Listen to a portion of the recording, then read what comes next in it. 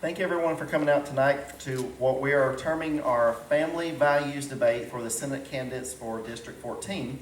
We have two of the five candidates that are here. I guess I should say three of them have called out sick. That's probably not the appropriate term, but they have other engagements that they have contacted us and said that they would not be able to come tonight to discuss family values. So I will leave that up to your imagination as to good reasoning or bad reasoning. I know they would probably take offense to that, but I think if you're running for office, you should answer questions of people that ask it that are potential voters. So what we're going to do is we're going to be a little bit more informal than what one of the bigger debates or forums would be. We will try to make sure that everybody has equal, appropriate time to answer the questions, but since it's just two of you, we will give you fair, ample time to get your answer across. And what I would like to do is to start with an opening statement, and we're going to start over to the right with Bruce Thompson, and just tell us who you are and a little bit about why you're running. Thank you, Reed. Get turned on. No, I'm never on stage unless you're making it.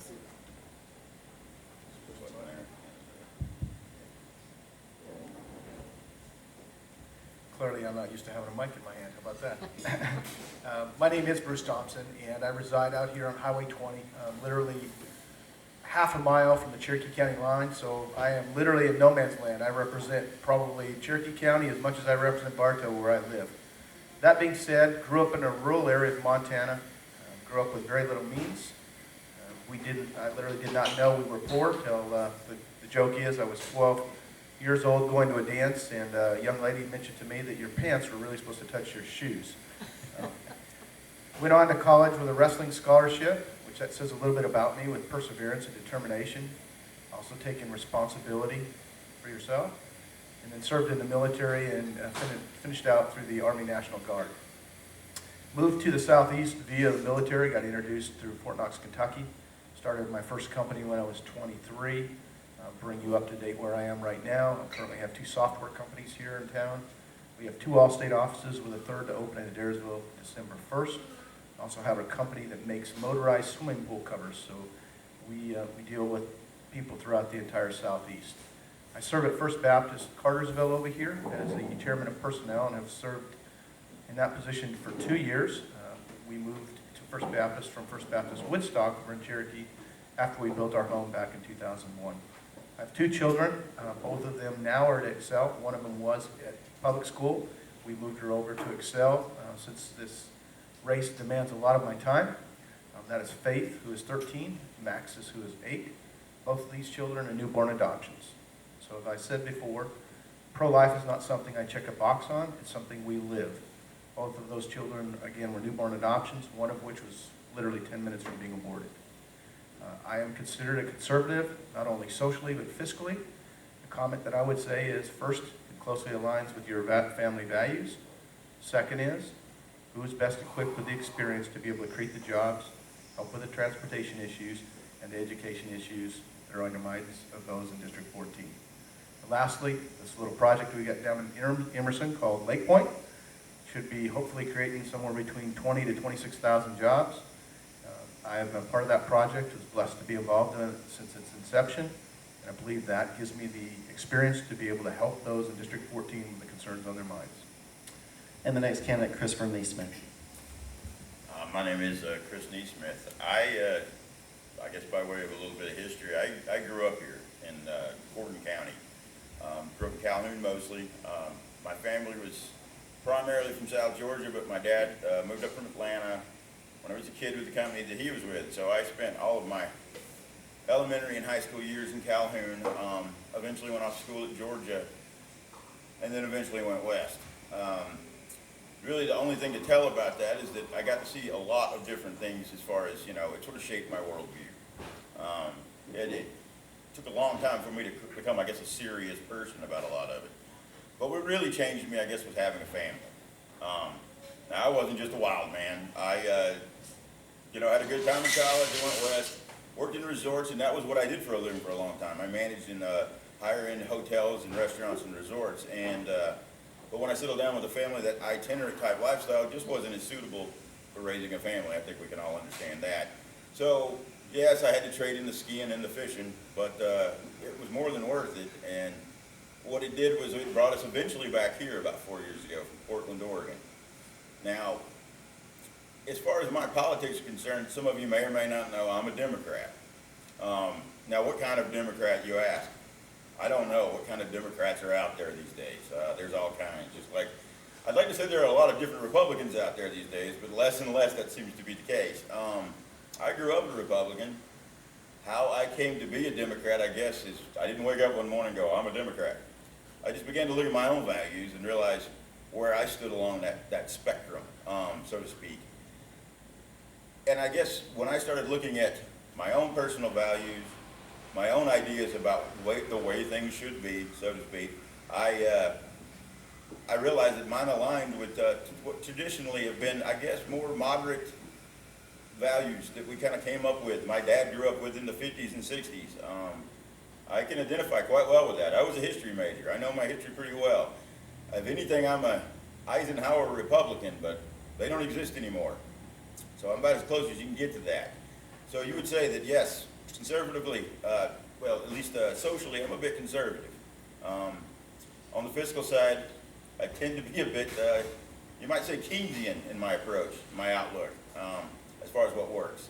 And what I've seen and what concerns me and where most of my concerns are they are economic concerns. Because in my opinion, we will never have any real social justice unless we have good economic justice. And I'm afraid we're leaving too many people behind. And these same old things aren't working. And while we keep trying them, we keep losing more people. Our schools are underfunded. Infrastructure in this state and across the country is in trouble. We seem to be on a poor path as far as taking care of our own country. The government's not doing its job. But then again, we keep putting people in there that don't like government. Any surprise? You wouldn't hire somebody at your business that says, hey, I hate insurance. My mother was an insurance agent for State Farm. She was not going to hire me because I did not want to do at the age of 15 insurance. Then I realized she paid better, so I loved insurance all of a sudden. But that's beside the point. So that wasn't lost on me either. But you get the idea. It's like, not to say that you have to necessarily love it, but you have to appreciate what it's good for and what its limitations are. And I think we've lost sight of that. And I think it's, beginning to show, not just in Georgia, but across the country. Thank you. Gentlemen, do keep in mind that this is the questions that we'll be asking are more Christian family-based questions, and some of the ones you probably won't get in the other debates. And just feel free to answer an honest answer, whatever that is. There's no right or wrong answer to some of these questions. It is purely opinion-based on some of the others. First question, we'll start with Mr. Nesmith, since you went last on the opening statements. Do you go to church, and if so, where? How long have you went there? Tell me a little bit about it. And if you do not go to church, have you went to church in the past, and where? We do go to church, not as regularly as I did say growing up. We attend Belmont. Belmont is where? That's in Calhoun, Georgia. It's Belmont Baptist Church. I grew up in that church. So when I left, my family left that church when I was a teenager, and we moved to another church. When we came back here, we have been about twice a month we go to that church. Occasionally we'll visit other churches. My wife was raised Catholic, so as far as my Southern Baptist upbringing, her Catholic upbringing, we've had some time. We've had a little bit of trouble sort of finding a church that suits us. But when in doubt, you go back to what you know. So we on a regular basis. If she can't be there for some reason, I'll take one of the kids with me. And I enjoy that part of it. But I guess finding a home church has been a little difficult. Finding one that truly shares our values, what we believe, making that contribution time-wise. But it's still an important part of our lives. And again, I grew up in a household that was chock full of ministers. My grandfather was a minister, a Southern Baptist minister. So was my great-grandfather. So I get to my question from my mom. If you didn't go to church, she wants to know why. And but we attend right now at Belmont, though we're not members. Thank you. Chris? Yes, I grew up in church. I grew up as a Church of God youngster in Montana. That's pretty much what dominates, is that denomination up there. here in Cartersville, we have been members of First Baptist since 2008. Prior to that, we were members at Wildwood Baptist. I'm down now off of Away Green. Both of those churches we served, not only in a leadership role, but taught Sunday school. Prior to that, my wife was a part of First Baptist Woodstock when there were about 600 people. That's where we met. So church is a part of our fabric of our life. It continues to be a part of the fabric of our life. Both of us serve in some kind of a leadership capacity. Next question for Bruce. Have you ever accepted Jesus Christ as your personal Lord and Savior? That's a great question. At the age of 12, I did. My grandmother was a Nazarene, so I still have the first Bible she gave me. I grew up, like many of the people in the room, in a dysfunctional family. And my grandmother introduced me to Jesus, and I can still remember "Just As I Am" was the song playing as I left that seat and walked down and committed my life. So at the age of 12, yes, I accepted Jesus Christ as my personal Savior. Same question. Yes, I was a little young. I was 6, and I didn't quite know if I even understood. My parents were a little surprised because this was something that was naturally supposed to happen. But when I just, without telling anyone, walked to the front of the church and said, you know, I want to be saved, that was my way of understanding it. I kind of surprised everyone. And Pastor Allen, you know, he said, well, come on down. And he brought my parents down. The very next week, my grandfather came up from Vidalia, and he baptized me at Belmont. And so, you know, and even since then, as I came to understand it more, I even did it a couple more times just to be sure when I was like 7. But I think as I got older and began to understand it, it really did mean something more than this is what you're supposed to do. You know, you learn that God is talking to you, and you just got to learn how to hear Him. And I think a lot of it at 6 years old, you don't quite understand that. But I knew it was there, and I knew I was doing the right thing. And so I felt pretty confident about it, even though I wasn't sure when I was maybe 7 if I did it right. I'm pretty sure I was good. One more biblical-based question, then we'll get to some of the political stuff. Mr. Nesmith, do you have a favorite Bible verse, and if so, or Bible story, and if so, what is it? Favorite? Well, I would say what really sticks out in my mind a lot lately is Matthew 25:40. And to paraphrase it, I guess, you know, the king said to them, what you've done for the least of these men and women, you have done also to me. And that's pretty valuable. I think the Bible says a lot about that sort of thing. How do we treat the least of these? And that's something that's important to me because my politics reflect who I am as a person, my values, what I believe is right. And sometimes, you know, what is right isn't always easy. But the fact is, those are mandates in my mind, in my way of looking at it. The Great Commission is not just something you go out and talk about.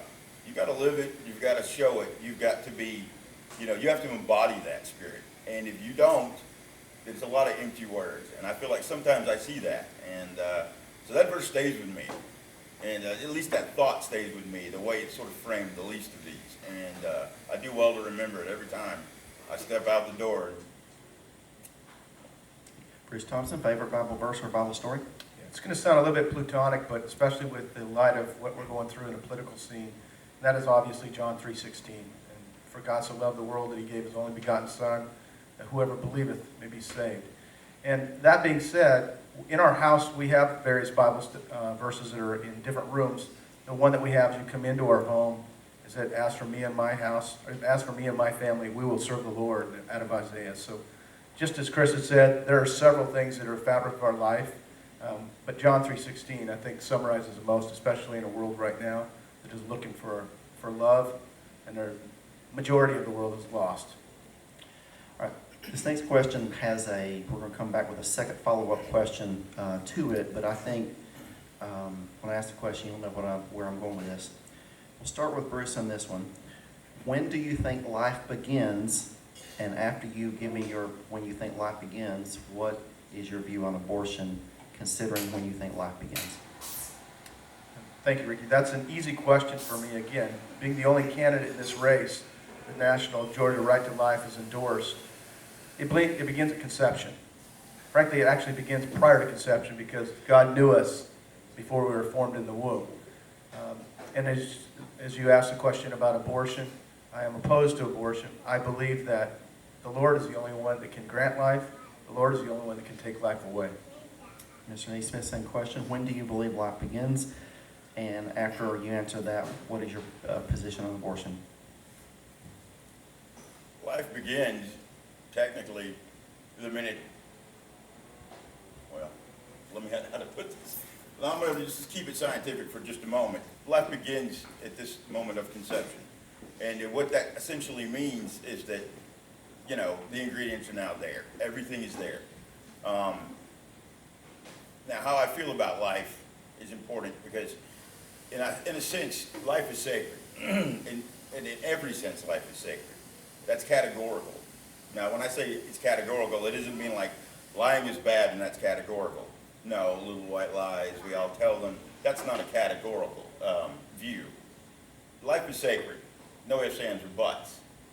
What is also, though, sacred to many is their person, who they are, what they're permitted to do with themselves. In other words, my right to me is highly valued.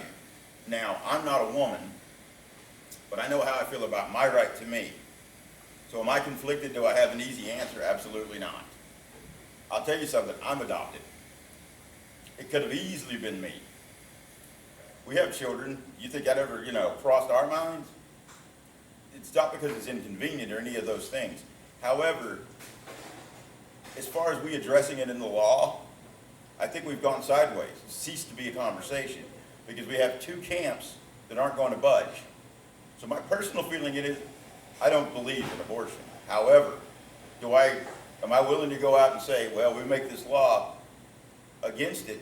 What's going to come of it? I'll tell you what we've done so far. In our effort to stem the tide of abortion, we've closed down places like Planned Parenthood, where most of what Planned Parenthood does, whether you like it or not, is provide basic health care to a lot of poor rural women. Okay, now the problem is we've lost that in the process too. How many of those children now suffer from birth defects, suffer from malnutrition, any number of things that they wouldn't have otherwise suffered? So the point I'm making there is that I don't know of an easy answer. I wish there was a better conversation. I wish there was better education on it. If it came before me, probably would not vote to stop abortion at this point. I would like to see it changed. I would like there to be less abortion. I would like there to be no abortion. But I think the way to do that is not the way we're doing it now. So let me make sure I understand and clarify your position is that you believe life begins at conception. I do. But you would allow people to have abortions after the life has begun. Well, Is that correct? Well, I just want to clarify, is that correct? Well, yes, up until the point by virtue of, is this law going to change anything? Here's what I do believe in. I do believe in Plan B, okay? I don't believe that is abortion. I don't believe at that point, that it's done any damage really. I mean, it basically stops the process. Now, I think that's a valid one. If we could put something in place where that was the case, I think we'd be in a much better position to scale back abortion. I think the approach we're taking now is just two sides in a war of attrition. Okay. Second follow-up question to that, and let me ask it because I think you partly answered it in that answer. Would you or would you not propose any legislation to restrict any amount of current legislation on abortion? Would you change any of the laws concerning abortion, or would you would you propose any legislation to change what currently is? I guess with enough support and enough input, I would love to maybe get into that conversation where we could actually do something. If we were willing to fund better education, willing to fund better access to health care, willing to do those things that would keep these folks informed, those who get into this spot. Now, and a lot of it is they're young, they're irresponsible, they did something they shouldn't have, and now they're getting an abortion. If we did more to curb that, then I feel like we would be in a better position to scale back access to abortion. But I think it's going to be one of those things we're going to do a little bit of both, and a lot of people are real, hesitant to kind of go down that road. But given that opportunity, I would absolutely pursue something like that. Mr. Thompson, if you're elected to office, will you propose any legislation to change the current abortion laws, and if so, what would that be? Thank you, Ricky. As a fiscal conservative, I believe in personal responsibility. So the fact that we are taking tax money, that's your and my money out there, and we're funding abortions, that's the first thing that needs to go. We need to stop funding abortions with any tax money. The next step that I believe that we need to get involved in is we need to minimize the impact of what's happening. So we talk about legislation. There are some various bills that are going through, I know, to restrict or eliminate. Any of those bills that are moving forward to eliminate abortion, obviously, I would not get in the way of that. I would support those. But the fact that we need to take tax dollars and immediately stop funding abortions, I'm in favor of that, including Planned Parenthood and any of the others, because I would disagree with my opponent. And that is, Planned Parenthood does much more harm to the females in this country than they do good. I guess my overall question to both of you was this, is that dealing with politicians all the time, they pretty much say, I would be in favor of this or I'd be against this, meaning they would vote for it or they'd vote against it if a bill came before them. Would either one of you take an initiative to propose anything differently, actually try to introduce a bill to change anything that currently is, as opposed to just wait until it came through and voting on it? Well, right now, we're talking about federally funded, so that's out of my hands. That's on a state level. That's on a federal level. So what I could do on a state level, obviously, is I could support or initiate anything in our state to be able to restrict any abortions right now that are late term and so on like that. I'm happy to initiate that because that aligns with what our values are. But on a federally funded level, we as a state senate, we don't have the ability to do that. That's on a congressional level. Same. Well, at the state level, there's a lot you can do. I mean, look at North Carolina, look at what Texas is doing. So there's a lot you can do, but what they're doing is not really getting, they're ramming it through, and they're not getting broad support. So how long this sticks, what it accomplishes long term, I don't know. What I would love to see, again, is a real conversation about it, because sometimes you're not going to get everything you want. We don't live in a perfect world. You know, to come out and say you would support it in this case, do you support it in the cases of, you know, danger to health to the mother? Is it sacred then, or do we start making, you know, value judgments on it? So again, we're not having a conversation. We're drawing a line in the sand and saying, no, we will not. And standing on the moral, you know, high ground here and saying we don't want our federal dollars doing this. We don't want to get into that either. I don't think that's a good idea. And the reason I say that is because next thing you know, you have a lot of people go, we won't support this, we won't support that. I don't want my tax dollars doing this. Trust me, I don't want my tax dollars doing a lot of things, including that. But until we come to some better resolution and have a better conversation, instead of standing, who can stand the tallest on this issue, then we're not going to get anywhere. And it is just going to be bitter and divisive, and things will just kind of go the way they're going, back and forth. Ricky, if I may. Sure. I'll go back to some of the things right now that we do need to do, and that is, these are family issues, meaning that the parents not being notified when children are getting abortions, that's ridiculous. I'm held accountable for so many things, including my child getting a driver's license, but yet if my daughter wanted to go and get one of these procedures done, you don't have to be notified. But that's completely ridiculous. So although I'm 100% opposed to abortion, some of the things we could initiate immediately is hold the doctors accountable, making sure the parents are notified, and things like that as well. And you wouldn't have a problem with that either, would you? Well, no, but when I say, when you hear the term accountable, now, accountable is one of those little, you know, hot little words now. Accountable means what? You're going to blame, or you're going to what? Hold them accountable to do their job. We should not be blaming doctors to perform this. This is a dangerous path also. And I don't think that's what he's getting at, but I don't want that to be the impression either, anything I say. Because what I feel about that is that I think that's not, if that child is in my house, and that's my daughter, yes, I want to know. Of course I want to know. Who wouldn't? But I think, you know, when we go down these paths and say, we can do this, well, we need to know what the fallout is. We need to really, you know, instead of barreling forward, we need to come to some real solutions that really help families, not necessarily destroy them. I don't think it's healthy for girls to try to hide a pregnancy either. Anytime you avoid keeping the parents involved in these kind of decisions, it is doing harm to the family. And I'll say that, period. I think if you look at some of the families out here, you might think otherwise. There are some bad situations out there. And there are cases where sometimes that isn't in the best interest of the child. However, I can say that's not the case in my house. I'm sure it's not the case at his house. But I think these are there because we failed in other ways as a society to take care, again, of the least among us. There are families that are falling apart at record rates. Look around. Who are the poorest here? They're the single mothers because the father's not around. Where is he at? There's a good chance he's in jail. We're incarcerating people at record levels. I think if you look at the whole here, a lot of what we talked about family values and supporting the family starts way farther back than when the kid's 16 and gets pregnant. We got to go back a ways, and if we start setting them up for success much earlier on, then we're going to have a whole lot less of these type of arguments in the end, and that would be the ideal goal. You can't just put a Band-Aid on this. Stopping abortion doesn't fix the underlying problems that led to that potential abortion anyway. So the way to stop that is to strengthen families. And the way to strengthen families is to have an economy that's accessible to most.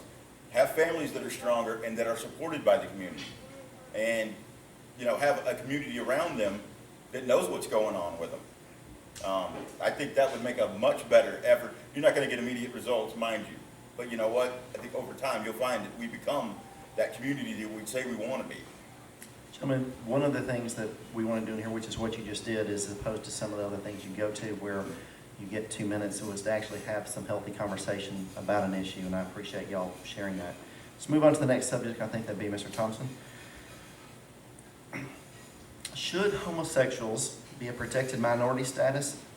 And yes or no, and should they be allowed to be on each other's insurance plans? You're in the insurance business. Well, that's clear. I actually don't sell health insurance. Thank goodness for that, because Obamacare is a disaster. No, they should not be a protected status. I don't believe that alternative lifestyle, homosexuality is a protected status. It should not be established as a protected status. As we talk about less government, which is something that I believe in, it becomes another entity that then becomes taxpayer money that you and I, if we align with how I feel, you're going to take revenue that I pay in that should be infrastructure or for defense and so on, and then funnel it to another protected status. So no. And as far as along with that, and I should have said it, do you believe they should be allowed to get married? I'm opposed to that as well. That's another attempt to destroy what the family unit is. The Bible clearly says it's one man and one woman, and I would be opposed to it. Mr. Nesmith, should homosexuals be allowed to get married, be a protected minority status, or be on each other's insurance plans? Well, I don't want to argue, what the Bible says. I think we can all go in and pick something out and argue a different point of view on it. So I'm certainly not going to go. If we're going to go to the Bible, let me go with this analogy then. When, let's just say the Good Samaritan was the good lesbian, okay? They stopped and helped a poor person. You think what God appreciates about that is go, well, that's really no good because they're gay. That won't work. All right, so my way of looking at that, and what were Samaritans, okay? They were viewed very lowly as less than human, if you go back and look, if you understand why that is significant at all. They were viewed as the person least likely to do to do that sort of thing. So they were the other. If sexuality is indeed a sin, well, that's not for me to decide. Ultimately, you're going to live your life the way you see fit to live your life. Talk about less government. Well, stay out of the bedroom. That'd be a good place to start. Allowing these people to get insurance on each other, combining just like any other family would do, certainly not going to hurt us. Because now you have two people that can better support each other. Now, you may not agree with it. There's a lot of things I don't agree with. But I'm okay. I bet I'll live. So I tend to take a view that says, if this is the way you choose to live, I'm not going to judge you for it. I may not agree with it, but I'm not going to call you evil for it. I'm not going to do any of that. It's not my job to condemn you in any way, shape, or form, to diminish you in my own kids' eyes, because they hear it. What they hear from me, it sinks in, especially at the age of mine are at, under 10. When they get to be 12 years old, they're going to quit listening to me, and they're going to start listening to their teachers, maybe, if you're lucky, their friends at school. That's where they're going to learn things. So my way of looking at that is I am okay with that. I think it would create a lot less grief, a lot less struggle. This is something that is such a minor issue in my mind that it's getting all the wrong focus. We need to be focused on much more important things, like the, the person that the good lesbian helped, so to speak. The fact that so many people walk by them is what bothers me. Why are we worried about what this person does at home in their own time? I'd like to respond to Sure, that. absolutely. Again, I will disagree with my opponent. Why are we in the bedroom? No one said we were in the bedroom. The question was, would we take an entity, would we take an identified group and give them special status? We didn't say they did it in the bedroom.